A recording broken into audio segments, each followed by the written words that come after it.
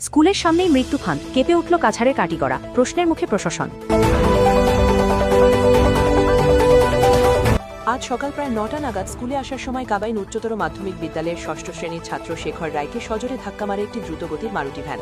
ধাক্কায় মাথা গিয়ে ভ্যানের সামনের গ্লাসে আছড়ে পড়ে, ভেঙে যায় গ্লাস। রাস্তায় অজ্ঞান হয়ে লুটিয়ে পড়ে ছাত্রটি। স্থানীয়রা দ্রুত তাকে উদ্ধার করে কালাইন হাসপাতালে নিয়ে যায়। তবে আশঙ্কাজনক অবস্থায় শিলচর মেডিকেলে রেফার করা হলেও হাসপাতালের একমাত্র অ্যাম্বুলেন্স বিকল থাকায় প্রায় আধা ঘন্টা বিলম্ব হয়। পরে ব্যক্তিগত অ্যাম্বুলেন্সে পাঠানো হয় আহত ছাত্রকে।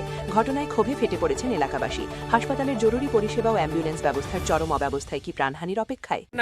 কালাইন হায়ার সেকেন্ডারি স্কুল এর সামনে আর রাস্তা ক্রস করতে সময় দুইটা মেয়ে রাস্তায় ক্রস করলে হাই স্পিডে একটা গাড়ি ক্রস করতে দাঁড়িয়ে বাড়ি বাড়ি ভালো লেগে গেছে। খারে মারছে একটা ছেলের পালাই গেছে। কত বড় হয়েছে এটা? ছেলেটা